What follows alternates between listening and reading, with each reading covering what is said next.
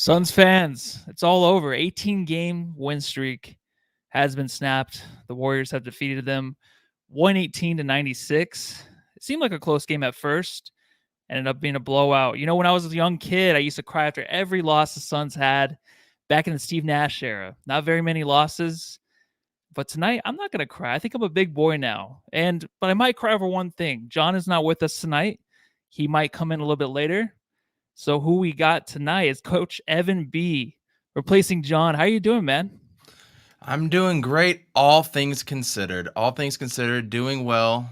18 was fun, but here we are, right? Yeah, I mean, it was fun. And the way you want to end it really is against a team like the Warriors, right? A team that everyone still talks about. Are you sure that the Suns are better than the Warriors? You have a lot of that talk. So I guess if you're going to lose the streak to one team in the NBA, it's going to be the Warriors. I'm okay with it. The back-to-back, you could tell the Suns, I think, we're super, super tired in the second half, don't you think? Absolutely. From the get-go, you could just kind of see the loose balls just going in the favor of the Warriors' way. And I thought the Suns had a great game plan, how they were able to slow the game down at points, and Chris Paul did what he needed to do. We just couldn't get the production. The rotations just always felt a half a step off, and you could clearly tell which team had 2 days off and which team was traveling back to back. Yeah, and we talked about this last pod where it's like back-to-backs I feel like aren't really too much of a thing anymore. I know they were just talking about in the broadcast, like they asked Monty, they're like, hey, does this matter anymore? I think Monty just replied, like, I think these players understand now what a back-to-back is and just how to adjust and how to get that energy back. But you could just tell the Suns retired tonight. But thanks again for coming on. Coach Evan B., where can they find you? Where can they find you social media wise, your podcast? Can you please explain to the Jamsters? Absolutely. At Coach Evan B is my personal one on Twitter. Very active because I love all things Arizona sports and sports in general. And He's on Fire podcast at He's on Fire pod. You can find us on Twitter and YouTube and Anchor and Spotify and all that fun stuff. So please hit us up there and join the chat sometimes as well too, covering all things Arizona sports, except the team down south in Tucson, not them. Except for them, huh? Okay. And do the same for us too. Jamsters, you can find us, of course, here. Go ahead and subscribe, hit the like button. Find us at Suns Jam on Twitter. Also leave a 5-star review on Apple Podcast. Please do. We'll read it here on the podcast. And most importantly, I think you already have a beer. And is it already open? You already have one open? I have my opener upstairs and I just opened it, cracked it down here. So I know I'm off a little bit, but I got something for It's you. all right. It's all right, man. So I do have one. Went to the store, just shoots. Another just shoots. I like the last one I had. I forget what it was called, the actual taste of it, but this is a fresh haze IPA. Going to go ahead and try this one again. So I'm going to give this a crack. I think we're going to get this pod started. Let's hear it. There it is. There it is.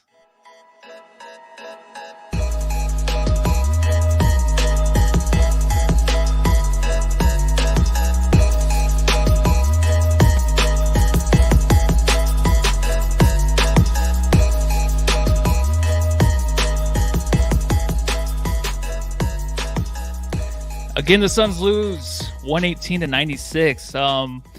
The 18-game win streak's over.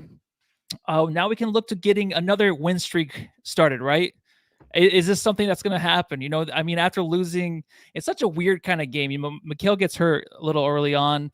Then you start to remember, like, hey, yeah, we have Devin Booker on this team still. Because I think just winning, you forget. Maybe even when Ayton was hurt, you kind of forget, like, we need Ayton in there. No, you really don't. You're winning. We need Booker in there. Nah, we're winning games. But now, is this something of concern to where you want Booker back now in the lineup? Of course you do. He's a superstar. But now it's like, all right, fun's over. Bring him back, right? If he's ready to go. Yeah, absolutely. If he's ready to go. Selfishly, I'm going to my first Suns game next Friday when I fly out there against the Celtics. So selfishly, I really want him to play. But I think Flex had a really, really good point. This could still be really good for the Phoenix Suns. You see guys needing to step up, right? Guys that aren't really going to play that much, maybe Ish Wainwright, by the way, which we'll talk about later. Guys stepping up into more of a role, Shamet, Cam Johnson, etc., coming in, playing against a team that has been there before, that has championship experience. So you get more guys playing in these type of games in more minutes. It's overall a good thing for the Phoenix Suns, especially, what is it, December 2nd, December 3rd? We have so much time in the season. It is, and that's another way to look at the streak too. Yeah, it was nice. It was awesome. We broke the record. John asked me a few podcasts back in Vegas, had a little bit to drink, and he's just like, "What did you think of it?" I'm like, "It's awesome. It's great, but I mean, does it mean anything towards the long run? It's still early in the season. Now you're going to basically the second quarter of the season, right?"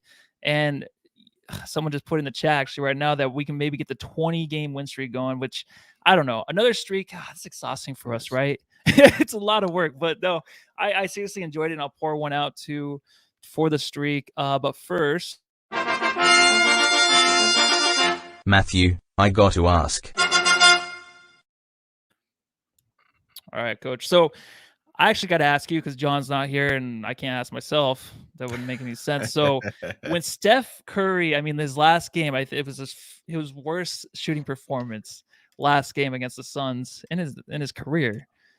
When he hit that first three, did you think it was already over? You think this game, getting the crowd in there, 2 for 2 for 3 for the Warriors? I know it's super, super early, of course, but did you think in the back of your mind, like, this is not going to go good? No, because that's exactly what he did the first game on Tuesday. He was the first one to hit a 3 for them as well, too. And so I was like, okay, well, we'll see what happens. It was actually the time where he crossed up Shamet and did the step back and hit that. That's when I was like, oh, no. So that was the point for me. What about you? I think it was when Draymond hit the 3. It was in the fourth quarter when Draymond, I mean, everyone leaves him wide open, and everyone always talks about that. Every podcast you listen to, leave Draymond open. You know, if he's going to hit it, he hits it. But when he hits it, it's usually a bad omen. It's going to mean that it might be game over. And it was, basically. And the Suns, I just think they didn't have their legs underneath them, even Ayton underneath the basket. He just had a hard time really getting up there and getting the boards. So I just can tell they were just super, super tired. But you did mention Landry Shamet. And I think he did a hell of a job tonight. We needed somebody from the bench to really step up. And I think he was basically the only guy. I know he did start the game, but 9 points, but he started out 3 for 3, and then he just missed everything after that. So 3 for 3 from the field, 3 for 3 from 3. And I was like, okay, he'll get in a groove. And then everything after that, kind of like the rest of the Suns team, just did not go in for him. I mean, what do you think from Shamet tonight? So one thing I want to point out, and anybody in the chat, if I'm misspeaking, please say so. I noticed when he was on the bench, he was over there icing his right calf. And then towards the end of the game, was it the last 5 or 6 minutes when he wasn't in? He's over there, and every time the Suns are going down there, I would look at him, and he's kind of hunched over like this, and he's rubbing that calf as well, too. Something didn't seem right with that as well, because I kind of figured Shamet would be in there to try to make a run towards the end, and he wasn't there at all. I saw him iced up, so maybe something happened. Maybe he's straying something, but he did look pretty good offensively, other than the time he got crossed on defense by Steph Curry, but that's what Steph Curry does. So that's what I saw from Shamet. He did step up. He hit some open shots. He looked a little more on the decisive side, and I don't know if you noticed, he was actually bringing the ball up as well, too, kind of in a playmaker role a little bit. I did like to see that. It was a nice little wrinkle without having Devin Booker there. Yeah, even when Booker was there, we've seen that before a little bit. It's just a tiny, tiny bit. And Chris Paul would wave him over like, hey, and even if like it was, I think Jay Crowder was bringing up, he's like, hey, come take it from Jay, set some stuff up. But then you see like him trying to actually maneuver within the mid-range and trying to hit a shot, a fadeaway, something that Booker would do with ease. You can just see the difference. Of course, Booker being, I don't know if you think of him as a superstar, I kind of think he's getting there, but the way he just handles himself mid-range is just so effortlessly and easy for him. And then you see Shamet do it. You're like, okay, this is what it looks like for a normal NBA player trying to get it going from mid-range to help their team. But he did at a few times in this game, 3 for 3, but he hit those threes at big times because it's like no one else really from the bench was stepping up, and him in the starting lineup kind of throws things off a little bit. So him like kind of making up for error to where he can kind of keep the Suns close. And by close, I kind of mean like the Suns were like within 10 points almost the whole game. Striking distance. Yeah, which 10 points is like striking distance, right? I mean, it's almost there. It's enough to get one good run in you and try to tie it up towards the end of the game.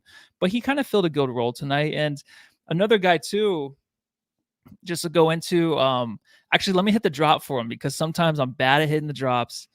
And if I don't get this one, oh, come on. Where's he at? There he is. It's a brand new one. Here we go. Javale McGee. Yeah, there actually wasn't too much from him tonight, but what's really Mm, weird is he only had like 3 minutes going into like the last 3 minutes of the third quarter played. So I don't know if you think that's just like a matchup thing, but the energy I really wish we could have got from McGee. We got a little bit of it with a few buckets in a row in the fourth quarter, but there wasn't really a whole lot. So I don't know where he's kind of been missing in these two games against the Golden State Warriors. Like, do you see anything to where the matchups aren't right, or is it just like we just can't play him against the Warriors for some reason? Even though, I mean, I feel like he brings the hmm. energy and can do a whole lot against what they have in the front line. It's really weird that he hasn't played because we could have an argument and say he might have been our most important, definitely our most important bench player for a lot of games, but arguably Yeah. kind of a turning point or a stabilizing type of force for the entire game during this run, right? He's been something else. I've been really impressed with him. His free throw shooting is a lot better than what I would expect. I mean, when he's hitting turnaround jumpers and stuff, you know it's over, much like a Draymond 3 or Draymond Green 3. But tonight, it just he was a step slower. What was it, a week and a half ago? He randomly popped up on an injury report too. So maybe Yeah. playing a back to back, and he's in his 30s. Maybe they're trying to just temper the brakes with him a little bit. I don't know. It's really weird how he doesn't play against this team, Mhm. considering we have the height advantage and we've been out rebounded twice now by the Warriors, by the way. So that seems to be a Monty Williams thing, and he's trying to play to the Warriors game, which I don't like. I would prefer him just to say, "Hey, let's run Ayton out there and McGee out there and see what happens." Right? Yeah, I Why not mean, take advantage of your size? yeah, that's one thing. I honestly think that the Suns do a better job at just playing their own game and not worrying about matchups on the other side because they are usually the better team now. McGee, though, I mean, he did have what did he have tonight? He actually had the 6 points, 7 rebounds, but he only played the 8 minutes again last night, Yeah, or not last yeah. night, but the last game against the Warriors. I think he only had the 8 minutes too. So it's something to watch. I don't think he's really had a bad game this year. This might be the first game where it's like he couldn't really bring it on another level like he usually does. I know that's really weird to say for a JaVale McGee, but it just seems like he always has that energy, has that positive energy to bring to the Suns off the bench, and it just wasn't there tonight. But I think it was just like a whole team thing with all of them being that way. So he'll get back on it. I'm not too worried or anything. No. I want to see more of him. I love seeing McGee out there. He did get the dunk. I mean, the guy dunked on him, which was which is one thing I think McGee is kind of known for, right? Is getting dunked on, but at least he challenges these guys at the rim. So I don't know if you prefer him just like to duck out of the way or to challenge him, because I like it when they challenge him, and even if he gets dunked on, he can just run Absolutely. it off after. Absolutely, and he's a veteran guy that, has been dunked on quite a bit, but it doesn't seem like it bothers his play this Yeah. late in his career. He's a savvy veteran, things happen, you're gonna get crossed. Who was it? Allen Iverson or Kobe or somebody said, if you actually play defense, legitimate defense, you are going to get crossed, you're going to get dunked on. It's inevitable, especially when you play at this level. It's unfortunate that it happened tonight, but as you said earlier, it's good that it happened against the Warriors and not last night during the Pistons, which, to go back to your point with JaVale McGee at the end of the first quarter last night when we were up 12 or something, you saw JaVale McGee just going crazy and like yelling to the Mhm. fans and everything. Yeah. That just wasn't there tonight. You saw maybe the 18 wins last night was really the milestone they wanted to get to, and they weren't worried about this game as much, or they knew it was a back to back. I don't know. It just seemed like they wasted a lot of energy last night. And we'll get to Mikal Bridges. I did want to point out him playing 41 last night probably wasn't the greatest idea in hindsight, but we needed him, and we won last night. We got the 18 wins. So I think that all just kind of contributed. But JaVale McGee, little bit of a stinker, but we're going to keep going through the list of players, and we're going to be able to say that for quite a few of them, unfortunately, tonight. Yeah, yeah, and you did bring up this guy. The warden. It was a scary moment, right? I mean, his pinky was dislocated, but then put back in, I guess, and then came right back in the game. When he was walking off with the towel, I mean, what were you feeling? I mean, it's scary when Booker's already out, but you know he's coming back. You just don't want to lose a guy like Mikal Bridges, because everyone right now, really media wise around the NBA, is talking about Mikal Bridges, Defensive Player of the Year hmm nominee right now. So what were you feeling, man? Because I wasn't feeling pretty good. I thought it was a broken wrist or something along those lines. I just think the absolute worst. I know that you've been a fan for quite a while, but you may not remember back in 98, 99, when we had a team of Rodney Rogers, who's hanging up over there, and we had Gugliotta, Jason Kidd, and that Googs. was the year all these dudes got injured, and we limped into the playoffs and beat San Antonio in the first round. Jason Kidd dyed his hair blonde. Suns fans will remember that, but there was a game where we beat the Portland Trailblazers, and we beat them pretty good. And the Trailblazers at that time were the number one team in the league. They had a young Jermaine O'Neal, Rasheed Wallace, Damon Stoudemire, Sabonis, a lot of these dudes that just balled out this year or that year. And we go up there, beat them by like 20 or 25 or something without Jason Kidd, without all these players. And in the last 3-4 minutes of the game, Randy Livingston comes in and hits Tom Gugliotta in the back of the knee, just kind of like rolls up on him. And Gugliotta was never the same since. It was a freak play with like 4 or 5 minutes left in the game. Shouldn't have been out there playing in the first place. And he goes there, tears something, ACL, MCL, is never the same. And I just thought to myself, oh no, like just when we get 18 wins, right when we get to a point where some people are actually starting to talk about us a little bit, Michael Wilbon, and we could go off a couple podcasters, and then he goes down. And that's immediately what I thought too. Like this could be it. And then all of a sudden you're hearing reports. Oh, he just dislocated his finger. Oh, he's back on the bench. Yeah, just as you say that, he's walking over to the scorer's table. I mean, the man is not a human. He is an absolute machine. I was scared, but he came back. But you did see that big thing on the pinky, right? So what did you see from Mikal after he came back, though? When he came back, it just seemed like a little bit of the same.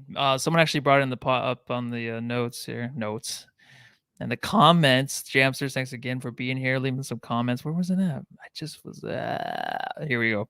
So Icon to Perfume. I feel like every time I do host this podcast, I always bring up this person. Not sure if it's a woman or a man.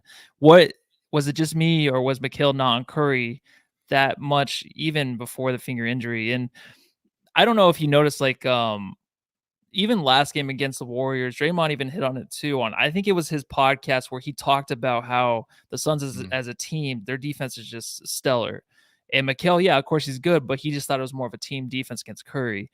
So I did see that a lot tonight. I didn't see too much of Curry being, the main guy on Curry, or I'm sorry, Mikal on Curry, but I don't know. There wasn't too much tonight, but like you said, when we run down the list of these players, it's kind of like it's just an off night. You just kind of got to throw it in there with the rest of them. These players came to a certain point in the third quarter where they just didn't have it in them, have it in their legs. I think Mikal was one of them too.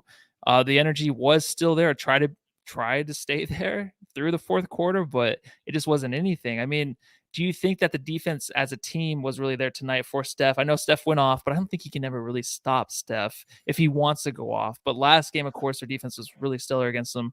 But tonight, I just think that Steph was getting where he wanted to go, but everything was just going in. And that's just the way I am. I always just think like the way these superstars are, like Steph Curry, it's not always so much defense. It's just whether or not these shots go in for him. And usually he's going to have an off night once in a while, but tonight he was going crazy, right? I mean, what did you see from him though, dude? Are we really calling an 8 for 20 shooting night going crazy? I mean, he only scored 23 points. He was 6 for 11 for 3. But that's like, all you worry about now from him, right? It's just the 3. He can't do too much because of the new rules. You hold Steph Curry to 23, that's a win. That's a win in my book. Absolutely. I'll take that any time of the week. I mean, and some of those shots that he was hitting, only Steph Curry can hit as well too.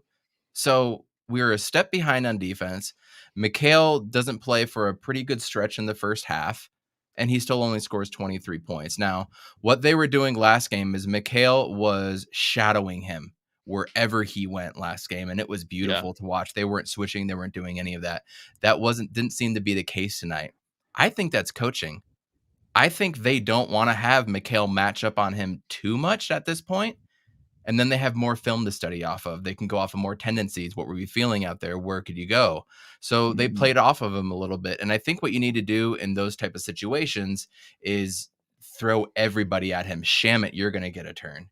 Cam Johnson, you're going to get a turn. Jay, you're going to get a turn. Let's see what we can do as well if Mikal isn't out there. I mean, Mikal went out, so they had to figure it out as well too. Like, who else can they throw out there? So I think that's partly on coaching as well too, because again, this game doesn't count because Booker didn't play, and it's on the back end of a back-to-back. No, yeah, definitely. And I think that Booker being out, it could be an excuse, of course, but I think even if he wasn't, maybe there's nothing they can do to really stop. Especially, maybe I got this guy confused with Steph Curry. Toscano Anderson, I mean, 17 points tonight, 1 for 3, 1 for 2 from three, but he was 7 from 8 from the field. He really just had a field day. He's a different kind of player, of course, than Steph. I'm just totally joking, but he was going off, man. Him and even Bielitsi, is that how you pronounce his name? In the first half, Bielitsa, Bajelica, Bielitsa. so whatever. Yeah, whatever. These guys, it doesn't matter. The Suns are a better team. But this this matchup between him and McGee in the first half, it was kind of our first quarter even when McGee first came in, he was kind of taking it to him, Bielitsa, and Toscana Anderson was just a guy I feel like just taking advantage of a tired Suns team. I guess I mean he's someone that is, he has kind of a good game. Like he'll have a few good games here or there, but Sure. tonight he was just taking over. So anything from the Warriors side that you want to go over before we move on to more Suns players? Yeah, absolutely. I think it's really something that it took Juan Toscano Anderson and Gary Payton II to score 17 Yes. points, 19 points collectively to beat this team. And I don't know how many times you heard on the ESPN broadcast, unfortunately, and Mark Jackson and that whole crew. That's a separate drop that you need to have at some point on this show. But all they would talk about is with Devin Booker out, Booker out. They didn't talk about Dario Saric. They didn't talk about Frank. They didn't even talk about Yeah. Abdel Nader. They didn't talk about any of those guys. It was all about Booker being out. So I find it funny that we're missing 3 important rotational pieces, and it took Gary Payton II, Juan Toscano Anderson. I mean, even Lee coming in and shooting a couple miracle shots in there, and everything just seemed to fall. Bielitsa had that step back 3 as well too. He was hitting that. Mhm. It took all that to still beat us. Yeah, and Think then about that. Poole, dude, I know. And honestly, like, last game we played, it was Poole that was going off, which Poole has really had a great season. So you Mhm. expect him to have these good games. And then Otto Porter, 3 points in the first half, and then 3 points in total this game, where he had a good game last time the Suns played against them. So it's kind of like they switch on and off. Bielitsa, Sure. last game didn't do much, so they kind of switch. So they kind of do have the depth there that the Suns have to look out for. So it's tough because if you're going to go down this line, the Gary Payton the second, he was playing some pesky defense. I feel like on Chris Paul towards the end. I think Chris Paul kind of got his upper hand on the first matchup, and then also maybe in the beginning of this game. But then towards the end, it was like Payton was too much for him. Had that big steal for the dunk later in the game that kind of was not like the sealing the deal, but it was something that like got the crowd going, and it was like, okay, like Chris Paul is just going to be turning the ball over like that. This game might be a wrap, but the way he was playing defense on Paul was actually pretty cool. And then you think about like his dad, and you just know the respect that he has probably for Chris Paul. And I'm sure all point guards do, all guards do, all players probably do for Mhm. Chris Paul. But to go up against him and just have like a really good performance towards the end of the game to help your team win, I mean, he must feel like amazing right now because you stop Chris Paul, you stop the Phoenix Suns, the number 1 team in the NBA. I mean, wasn't that kind of an easy game plan with no Booker and whatnot? Just stop Chris Paul, frustrate him Yeah. as much as possible, and you think that you can come out on the other side victorious. Again, after a back-to-back as well too. You know they're tired. Let's run them down, run them down, run them down. And they did that. I also want to point out Andrew Wiggins. I thought Wiggins had a pretty good game as well for him. 19 points, 5 boards, 2 assists. He seemed pesky all night. And whenever they needed a bucket to stop our run, it just seemed like he got it as well too. So I thought he had a really good game shooting 50% as well. Yeah, and he'll the box score usually does look good for Wiggins, but he's still that player. I feel like every time he is on the court, you don't know if he's on the court. Sometimes he'll just disappear, right? True. He'll be True. like those flashes are so good, and then all of a sudden it's just like, oh, is he even playing? Oh yeah, he's right there. So that's the player he is. But you were hitting on Chris Paul and like attacking him and without Booker. So the way the Suns won basically without Booker, Chris Paul, you would think would maybe. Did you think he would try to score more? He of course, the sister was going to be up there 11, 12 a game. But did you think he would try to force himself to score more? Because he seems like with Booker being out, he's just been kind of facilitating even more, having more control of the offense and setting up other guys. But what did you expect though with Booker's injury? What did you expect from Chris Paul? I thought in a game like this, he might take over. But if you look at Chris Paul's history, especially look to the OKC time, right? They started off the one year he was there like 5-7 16, 5 and 14. It was something ridiculous.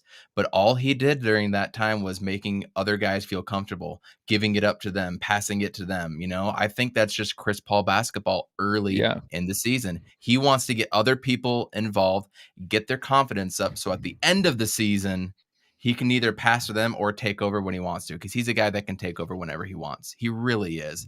He didn't look for it tonight. I thought he stayed on brand to who he was. But part of me thought because of who the opponent was, he would come out on fire just a little bit more. But he stayed on brand, and I think he did ultimately what was best for the team moving forward. Unfortunately, it resulted in the L. Yeah. I mean, he can't win them all, I guess. But he very unselfish player, of course, Chris Paul was NGYLX says in the chat, campaign he's too selfish tonight. He was 0 for 5 tonight before he launched into the 24-second clock. I think there was 22 seconds left in the shot clock. He just launched a 3. He was totally covered. And of course the Suns were down at the time, but where are you at with Cameron Payne? I mean, the last game he looked really good against the Pistons, but he's very inconsistent this year, I think, so far, unless you think otherwise. Is he taking too many shots? Does he have the green light, you think, from Monty?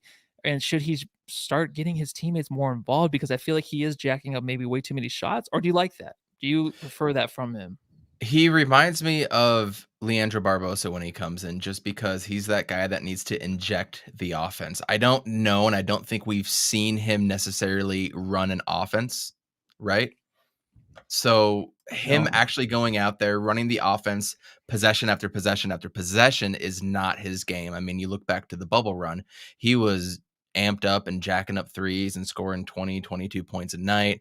And that's why we signed him, right? That's why we signed him. So it was an off night for him as well, too. He did have a really nice spin move for a layup. So it's there, but he's had some injury issues as well, too. So maybe his burst isn't quite there yet, because I'm not seeing his burst. He's fast. He's still first, second fastest player to the league to maybe Ish Smith. So you see the speed, but you don't see the quickness and the burst. And his shot was off tonight, but he shot the most out of any other Phoenix Sun tonight. And if you're missing that much, you do need to defer at some points. But 3 for 17, -30. He was bad tonight, but that's who he is, Suns fans. Yeah, and right here, Kensington Sananan, he said, excuse me, I cannot pronounce anybody's names, all right, even if it's just Mark. Kenzinian and Han. There you go. That's it. And you've been on the pod a lot with some good comments. So he probably felt the pressure to put points up without Booker. That's what he or she says there in the chat. I can see that. I can see you coming into the game and thinking we got to pick it up offensively. Offensively, nothing's going. So if Payne can get hot, why not? I mean, if he's going to jack up that many shots, he must have thought that he had something there, but it just wasn't there yet. But there is one guy that actually had a really good game tonight, and we'll go ahead and bring it. Watch. Well, I mean, I don't know if it was a really good game. It was a good game, but then it kind of got lost in the tunnel with the rest of the players towards the end of the game, where it was kind of not really any effort. He was kind of tired. Oh, here comes John, just in time for Ayton watch. John, Ayton watch. Drop it. What's your? I already dropped it. Oh, we dropped it 2 times like last pod. Did you get to watch any of the game, man?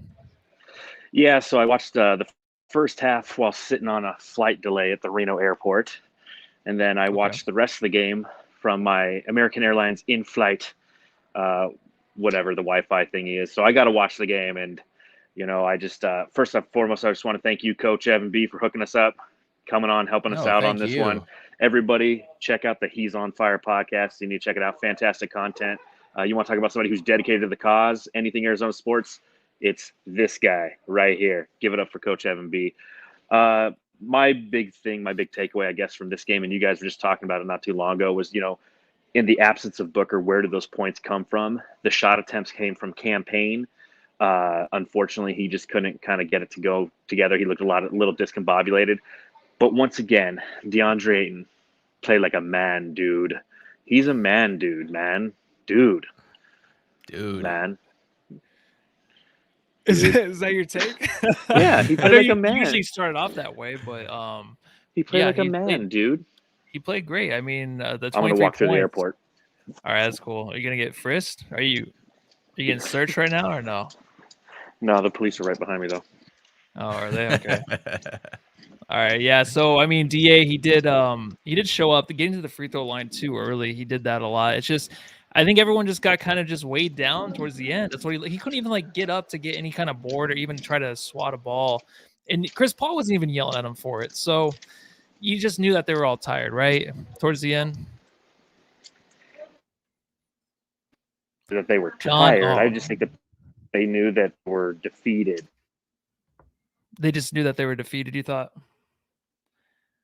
All right, I think we're losing you, dude. We're losing him. Bummer. Oh, John. All right, come back. All right, so yeah, we already add yourself if you can come back. Okay. So, anyways, so yeah, what were your thoughts on Ayton tonight? I know I do think they were tired, but what are your thoughts? I thought he looked good early. I thought he wanted it. He looked engaged. He was flexing a few times. He flexed quite a few times. He had quite a few and ones where he was able to, get down, do what he wanted to do, get the foul, make the bucket, hit the free throw. He was 9 for 11 from free throws, by the way, but only 6 boards for Ayton. That seemed weird. Other times, he did a few turnaround off 1 foot jumpers that I definitely wasn't thrilled about. It seemed like Draymond Green got into him a little bit. He was forcing him out, and he didn't play over the top over Draymond. Anytime anybody else was there, he had no problem going over the top, just a quick drop step hook or something like that. But when Draymond was there, it just looked like he caused problems. And then towards the end, he didn't have any jump either. So I definitely think John was right, where it's not that we were tired maybe towards the end or him, but they were defeated a little bit. Yeah, I mean, Jason Joyce puts in the comments, Ayton was getting hacked all night. Yeah, I guess he was. I feel like just the contact though, I can't really complain. My co-host there, by the way, my co-host. Oh yeah, shout out to Jason Joyce. Yeah, thanks for watching, man. And I just think that the contact that even the Suns get away with stuff, so I'm kind of like, I don't like to complain too much because I think that we get away with a lot of stuff, and I kind of like it that way. So I'm never gonna really complain too much about that. But I think they were tired. I'm just gonna stick with that. I'm gonna argue against you guys because I swear if they're all tired as a group, and Chris Paul sees Ayton over there not helping on defense and not grabbing that board or actually lifting his feet off the ground, there's something going on. And I think Monty said, I don't know how many minutes were left in the game, but he's like, hey, we just got the 18-game win streak or whatever. He's all, let's start another one next game. I don't know if he actually said that or else it was the crew that said that, but that's what I'm thinking too. I'm just like, let's get this streak going. But tonight, I mean, there wasn't really a whole lot to choose from when it comes to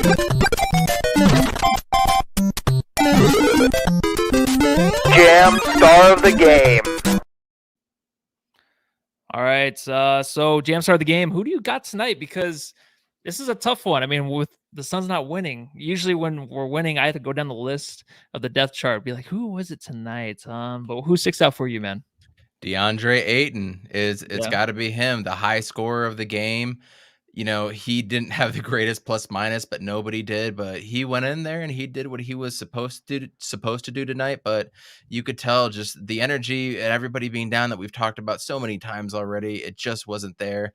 But he was the second highest rebounder, only to JaVale McGee. He had the effort. He was the one flexing the most. So you got to give it up to DA. So cheers to him. Pay the man. All right. Yeah, no, I totally agree with you. Fabian Dozansky says, book Jam Star. Yeah, he might be now. Question mark. He definitely he needs to come back. So Jalen Smith, Coda Kid said Jalen Smith. It's funny. I was looking at the box score just now. I'm like, oh, he's 3 for 3 today. All right, 7 points, 1 for 2 from the free throw line. So maybe he's a Jam Star. Pedro says Jam Star, Coach B. There you go. Thanks, Pedro. I mean, you're my Appreciate choice you. too. Yeah. Yeah, Jalen Smith.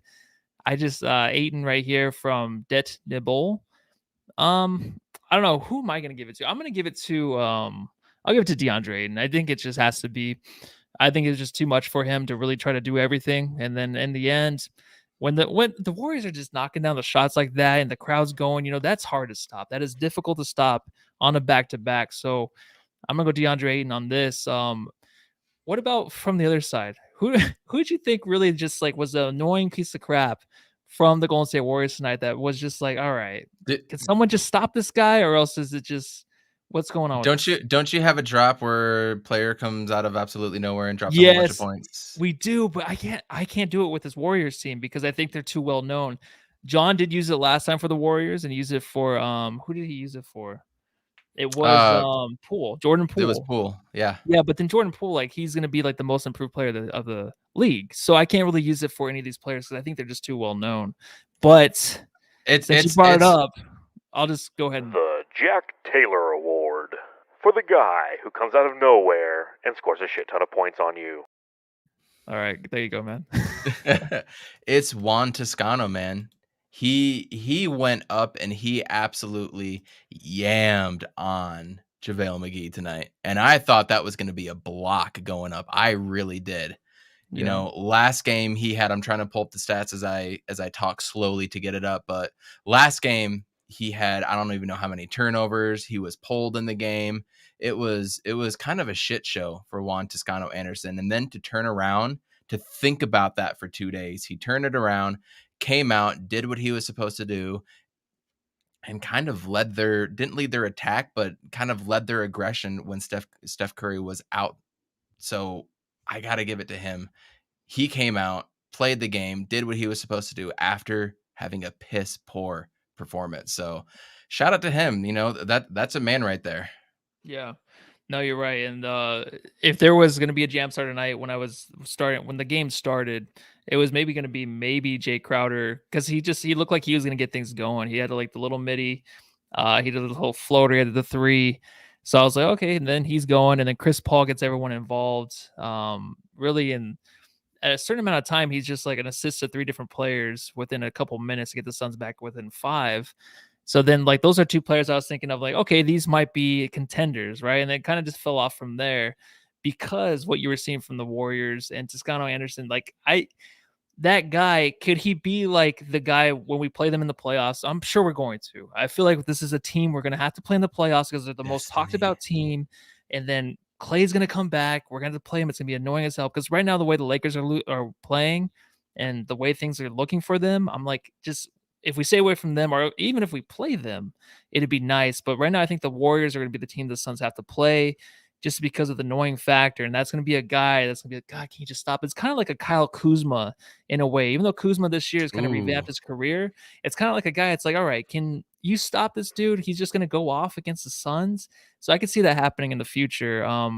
But maybe we talked too much about, was there anything else about this game you wanted to bring up? Anything in their notes that you want to go over before we move on? I mean, real quickly, they shot 48% and 19 of 39 from 3.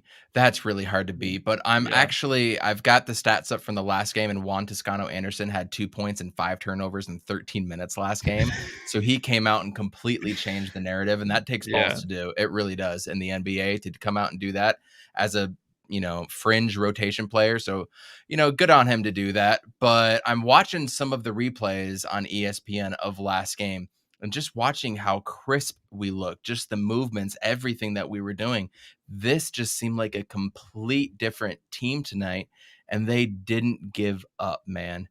Over the first 3 quarters or so, whatever the Warriors were throwing at them, even on a back-to-back, we just kept coming back. We kept having an answer to the point where in the 3rd quarter, we got it to 2 points.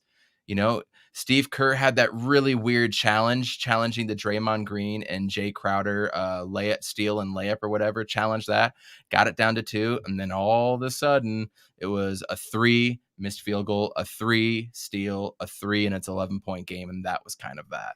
So I just wanted to bring up those topics. And that's what I got for it. Don't feel bad, Suns fans.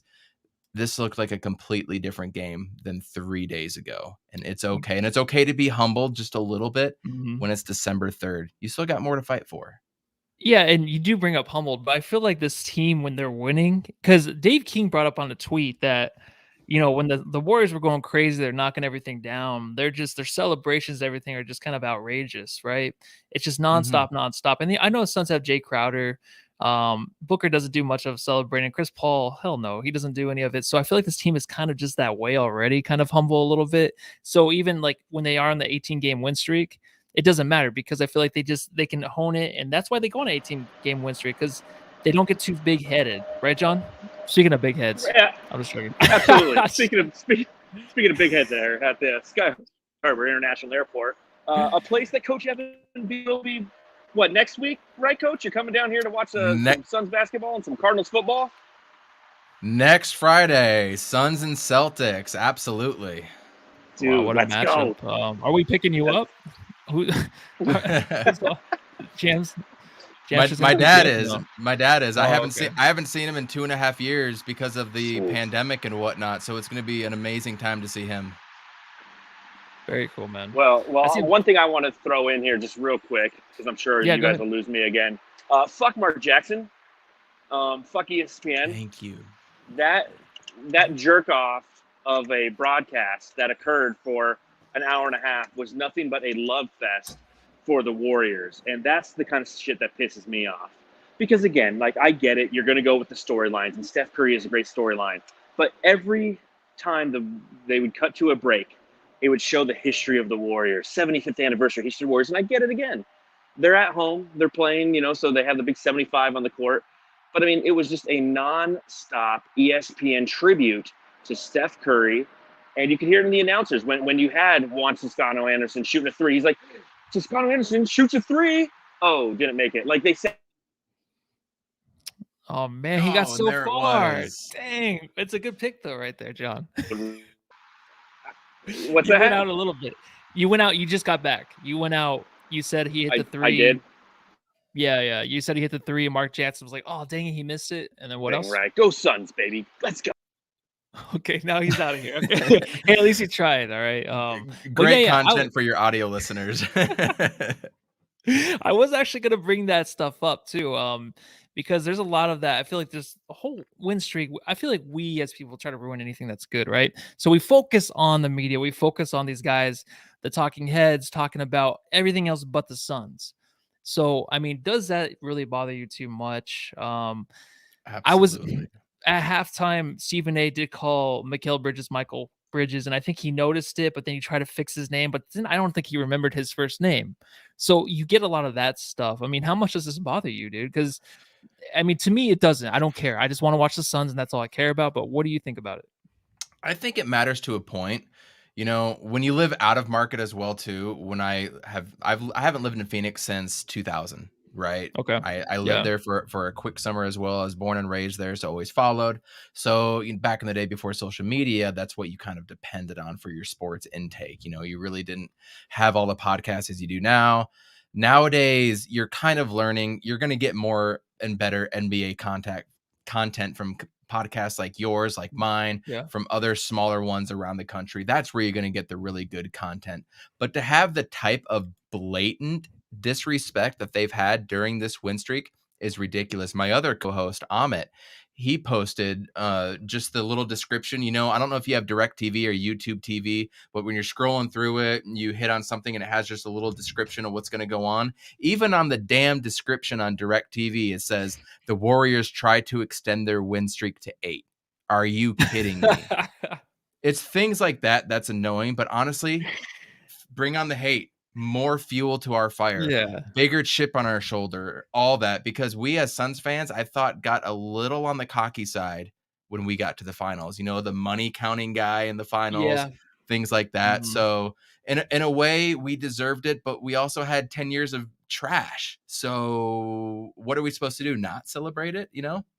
Yeah, I know. I understand. It's kind of just it's a purgatory of what do you want us to do as Suns fans, and to celebrate it and to hear it the right way from the higher paid media members, especially like Stephen A. Smith. And just one thing for Stephen A. Terrible.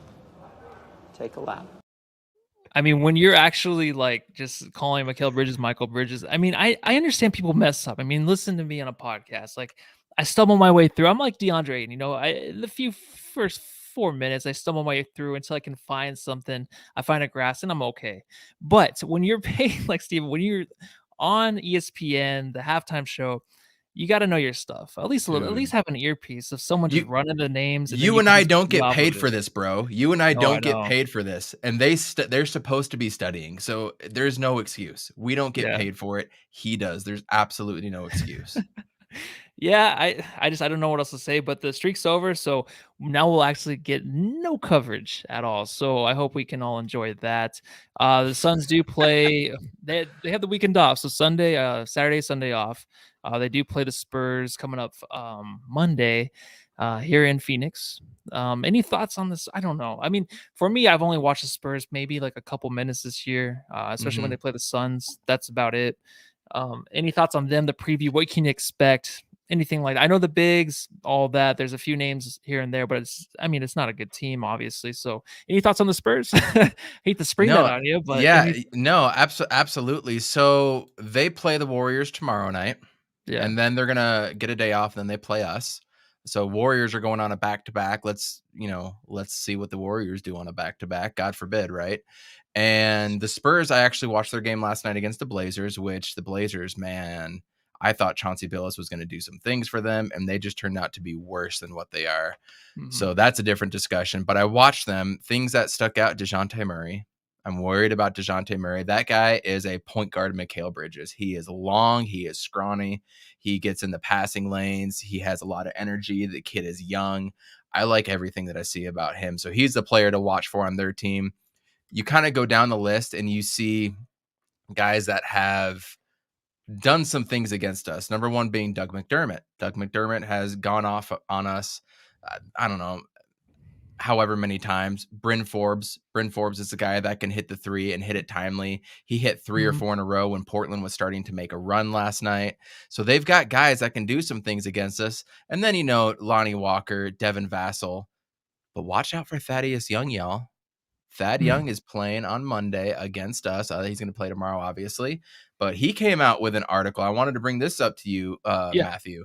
Thaddeus Young, Flex came on your show as well, too. He was talking about how there's a potential that he could get bought out, traded, things like that. ESPN or NBA.com, somebody comes out with an article today saying Thad Young is not happy. He wants more minutes. And he's used to this, used to that. Do you think there's still a chance for Thad Young? Are you going to be paying attention to how that's going on in San Antonio with him?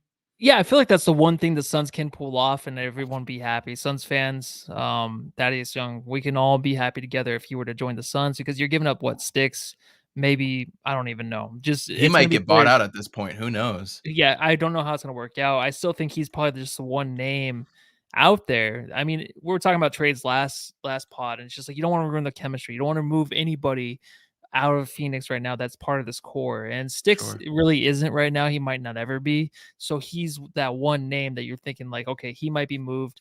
So Thaddeus Young might be the guy that comes back for Phoenix.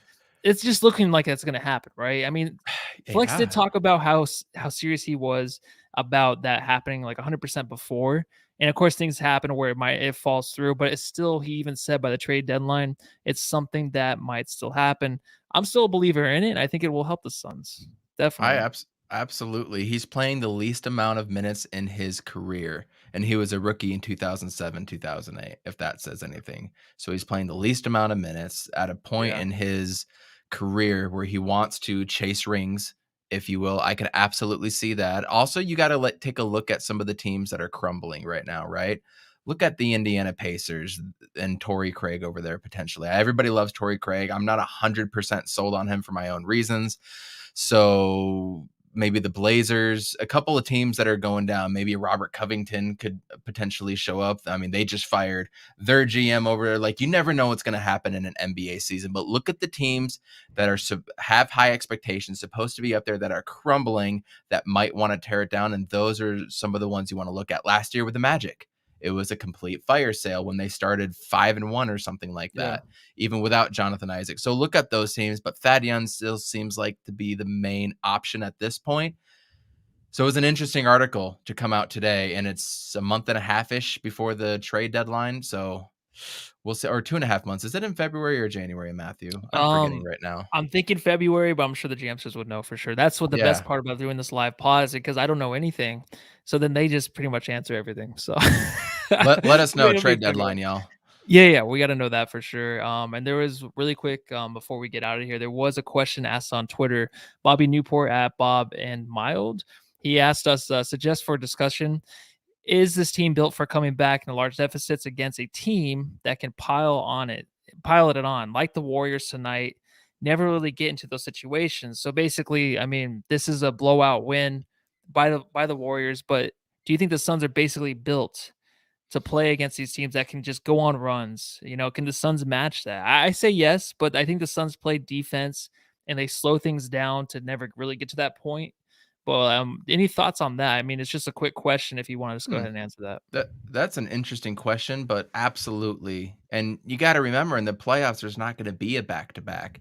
So it's going to Yeah. be an even playing field for both teams. And we've proven that we've been able to come out and play with more energy and all that stuff. And with a 24-second shot clock, how many times does EJ say it? No lead is safe in the NBA. Absolutely. We were able to hold, I forget what it was, the Golden State Warriors to something like 28% shooting in quarters 2, 3, 4 last time. We can do it again if we have fresh legs. Unfortunately, that's what it is. And February 10th is the trade deadline. Thank you, everybody, and Mark Graves for putting that out on the chat. Yes, Thank you, absolutely. yeah. February 10th. So, yeah, about 2 months away from the trading deadline, going back to our last question. But, yes, we are the team that can do that, especially when we're running, when we're creating stops. Our defense just turns to our offense so quickly. And we can do exactly what the Warriors did tonight. We can make a 2-point lead, inflate to 11 to 15 and so forth. We can do that. We were just a step slow tonight. And it's okay because it's December 30th, y'all. Exactly. And I don't think there's really a team right now that can really be that team that's like the running gun Suns or anything like that. So we have to watch out for. I know the Warriors themselves, I mean, they can go off, but still, even then, the way the Suns play, I think a lot of these teams have to adapt the way they play. So I never worry about what the other teams are. It's such a weird thing to think you're just not worried about what the other teams are trying to do on offense or, you know, defensively, because the Suns, they just have too many options right now. And tonight, not a really good example. But it's there, guys. It's there. I mean, a Friday night, when they switch ESPN, they get out the Lakers and the Clippers game. They put the Suns and the Warriors. Probably not what they wanted, but I'm sure there's still a lot of viewers tonight. But yeah, again, I think we're gonna go ahead and wrap this one up. Coach Evan B, you want to go ahead and just let everybody know where to find you, your podcasts, and social media, all that good stuff. Absolutely. At He's on Fire Podcast. He's on Fire Podcast. You'll find us on YouTube. Please subscribe. Go over there.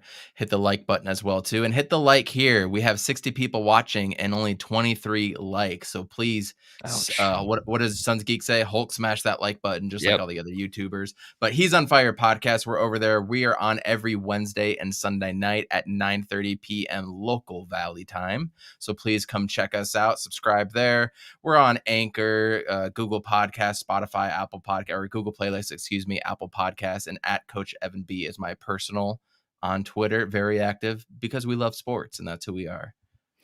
Yeah, and thanks for coming on. Sorry it was after a loss. You know, it's not like you're a bad luck charm. I did ask you right before the game to come on. In fairness. You're not. So if this happens again, we might have to rethink. Actually, John was supposed to be here, but then all of a sudden his flight did get delayed. So I thank you again. Last minute coming on, it helped us out a lot. So yeah, go ahead and follow the Suns. Oh yeah, follow my podcast too. Jam on Twitter. Hit subscribe, hit the like button, all that good stuff. Hey, we're up to 27 likes. Keep hitting that. It really helps with the algorithm, is. y'all. Hit the like button. Still 58 watching. I watch all night long in my bed before I go to sleep to see how high those like buttons go. But on that note, everyone go home and love your family. Go.